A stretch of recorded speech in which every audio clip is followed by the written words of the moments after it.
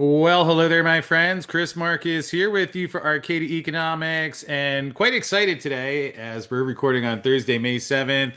And we did have a big event in the gold mining space. And the big news is that in addition to having a gold and silver rally, kind of came and tailed off towards the end of the day.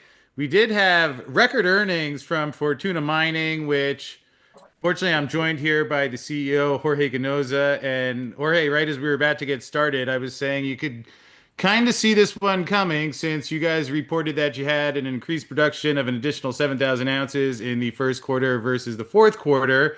And for anyone who looked at the gold chart, we had the even higher price, as stunning as what we saw in the fourth quarter was.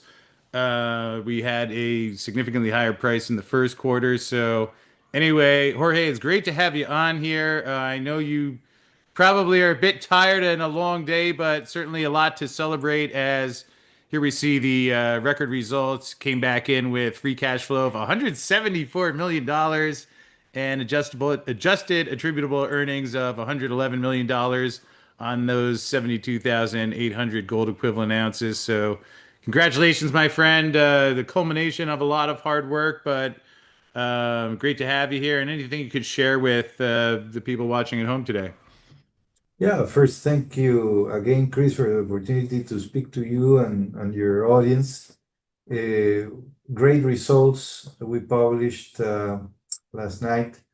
And yes, we delivered $111 million of earnings in the quarter, adjusted earnings.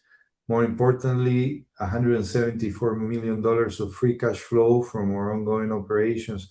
But I believe there are two things I want to highlight. One is, you know, this is consistent with the good results we had in the previous quarters. No, last quarter we had $134 million in free cash flow. This quarter, 174. So, consecutive quarters of strong financial performance. And I believe that's starting to be recognized by the market. Fortuna is very well positioned to continue capturing the benefit of this high price environment, right? Very strong free cash flow generation. Yeah, and then to add on to that, I was happy to get to log on to the conference call you guys did earlier this afternoon, and our dear friend Carlos, he started off by mentioning, now we've talked about how you're close to the construction decision at Diamba Sud, everything else that's happening at Seguela. And I know I've heard this before, but somehow it just really hit me because in the context, all right, we just had record earnings after a previous quarter of record earnings, and then he lays out clearly as I needed to hear it. You're on track for 60% production growth over the next 24 months. In the midst, we will not dig into the war and how things are going now, but it doesn't look like a world where inflation's about to go anywhere anyway. Perhaps you could tell us more about that, please. If there is one thing I would, highlight out of all of this is that we control our growth, that growth is meaningful, 60%, as you well pointed out, 60% in growth on annual gold production. That is what we expect to deliver over the next 24 months. That growth comes from two projects: the expansion of our Seguela mine in the Ivory Coast, that's one. And the second is bringing Diamba Sud, our future mine, into production, right? So those two projects are moving on a similar timeline. For both, we expect to announce the completion of the feasibility study for Diamba and the expansion study for Seguela this month of May or early June at the latest, right? That will give investors the opportunity to see with far more clarity and confidence the status of the project on its economics and all of that. For Diamba, we published in October of last year an updated PEA, and now we're moving to what would be a definitive feasibility study. So The PA in October showed very robust economics. Using $2,750 per ounce, the internal rate of return of the AMBA was 72%. So the project is bigger now in terms of ounces. And in a couple of weeks, you should be seeing the definitive feasibility study. And for Seguela, Seguela is an expansion of almost 30% in throughput that should boost annual production from the current 160, 170,000 ounces of gold per year to roughly 200,000 ounces of gold per year. So it is those two projects that thrust our annual production rate to about 500,000 ounces annually. It's growth that we control. It's de-risk.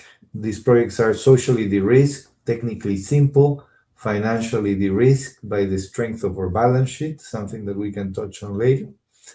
But yeah, all in all, is focusing on execution for us and telling the market how we advance through the journey over the next 24 months.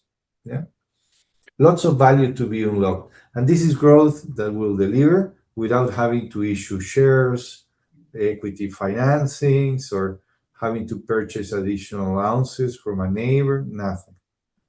Everything is delivered from ounces we have in inventory. Yeah, and especially again without digging too far into the gold price environment, where you think about how increasing the production, if we stay anywhere near these levels, let alone go beyond. So especially would it be correct to say that with Seguela, perhaps we have a higher degree of certainty, whereas with Diamba Sud, you mentioned feasibility study in May, and we still have the construction decision behind that. Do you care to give us any timeline estimates or anything of how much after the feasibility study before you end up with the construction decision there? That's a good question because there are some formalities around a final investment decision. But let me help frame the conversation here. Our 2026 budget for the Ambasud is $100 million. What am I trying to tell you with that? Is that we have a very high confidence on a positive construction decision imminent, right? Yeah. This is a project of excellent economics. So, what is it that we want to have before we make this formal investment decision? One, we want to have the feasibility study published. And second, permits. So, we submitted our environmental impact and social study with the state authorities of Senegal back in September of last year. And we expect to get the final certificate of approval for our study and our project this month of May as well. So, in conjunction with the publication of a feasibility study and obtaining this environmental study, is that we would feel more comfortable with making the formal construction decision. We would still be missing the final mining permit, but the main document that informs the mining permit is the environmental certification.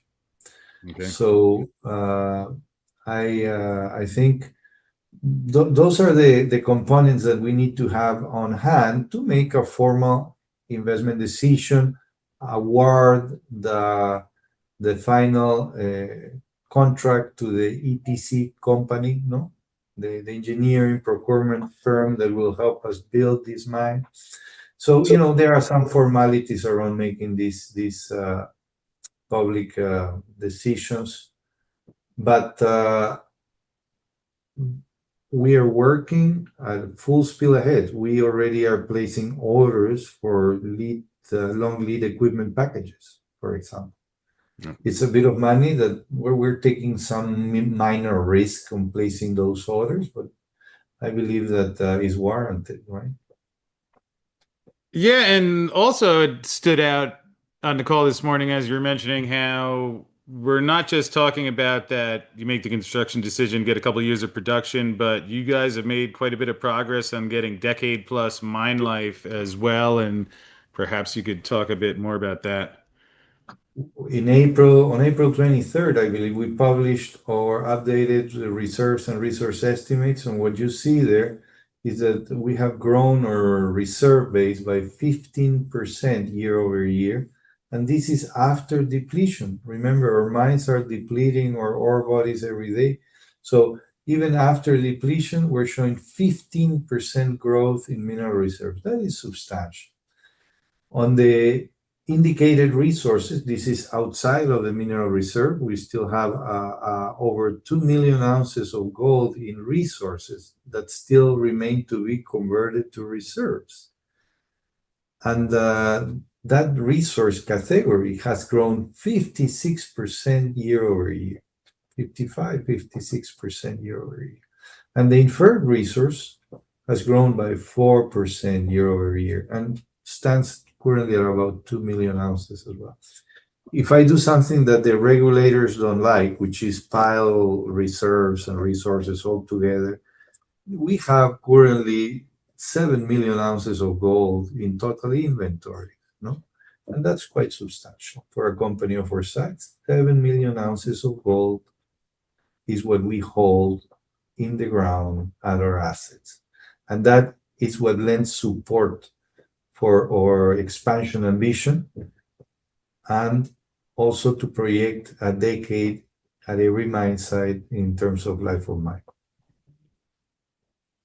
Yeah, and perhaps we probably won't have time to get into the exploration program as well today, but obviously that is going on in the back of that. Another thing I did want to check in, you mentioned how you're accelerating the development of what's going on at Sunbird, especially underground, and obviously that is one of your key prospects, and so certainly exciting news to see that you're moving forward there quickly. And can you touch on that one for us?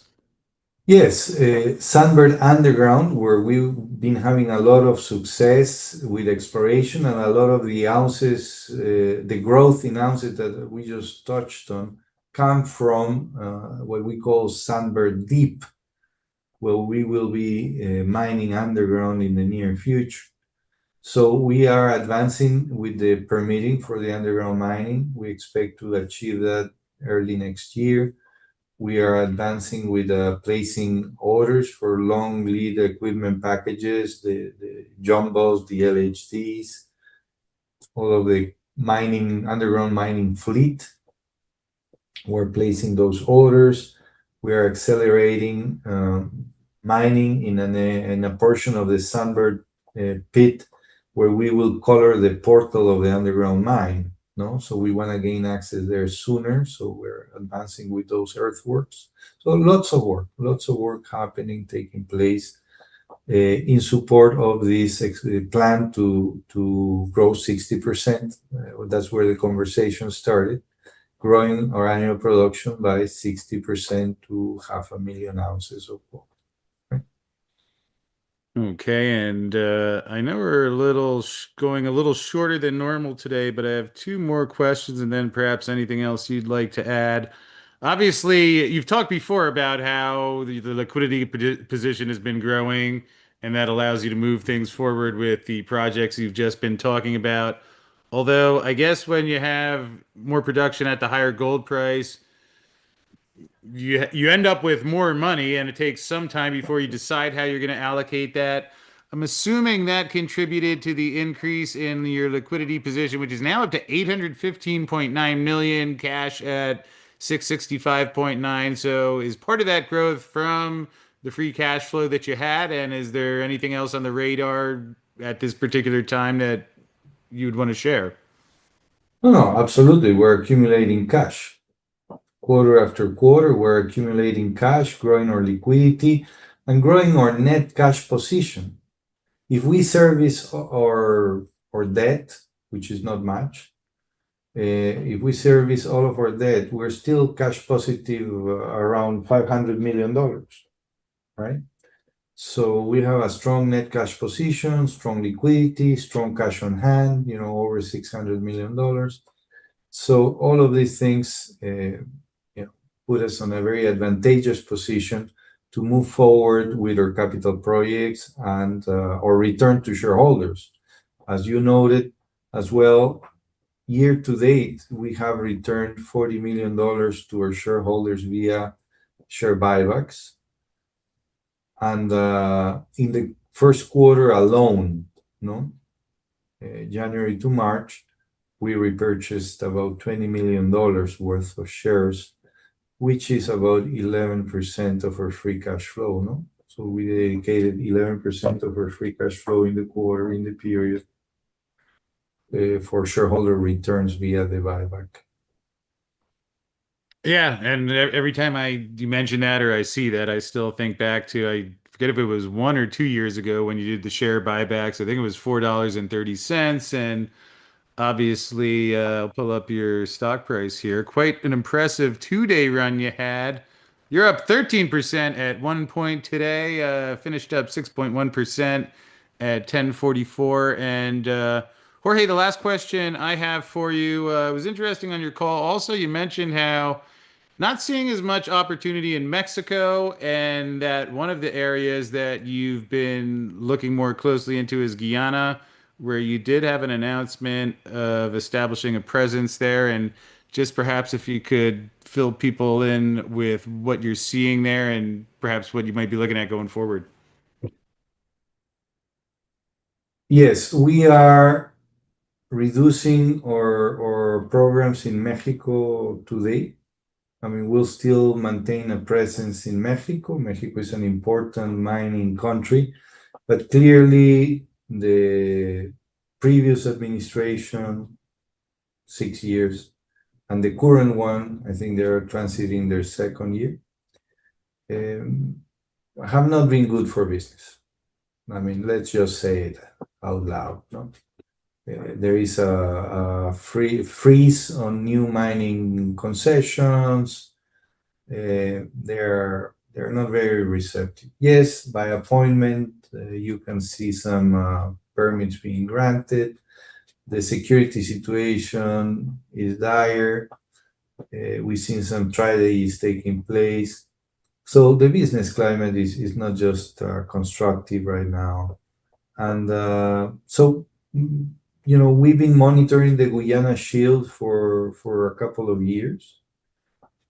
And we just thought it was the right time for us to move on an opportunity that it's exciting to us. The Quartzstone property is a most exciting large property package in good productive geology. As we published in the news release announcing the deal, there is lots of exciting drill intercepts that deserve follow-up and many more targets that remain to be drill tested, right?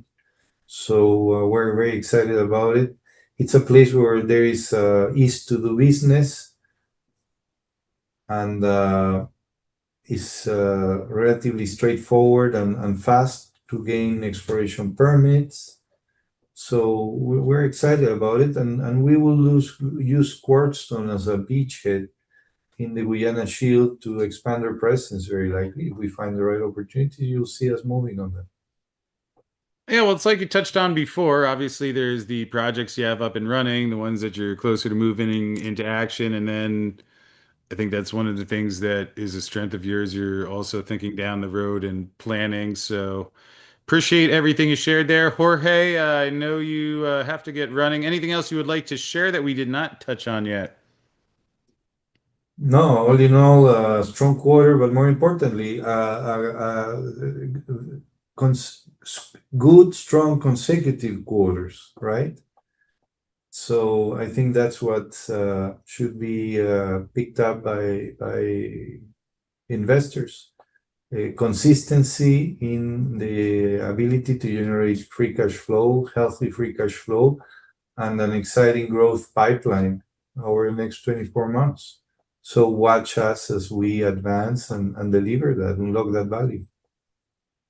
Well, I sure appreciate that, and I'll just say in closing that it's nice for me having followed you guys for 8, 9, or actually even back earlier. Wait, I knew of Fortuna even years before I started this channel, but certainly seeing you follow through on your track record. People don't have to guess about how you're doing things, but can just see the results for themselves. So, Jorge, thank you again. Congratulations. Really was quite stunning to see the numbers. Again, perhaps somewhat expected with what you've done, but in either case, congratulations to you guys. And we'll look forward next month or so, some more news. So, thanks again for joining me today. Thank you, Marcus. Stay well.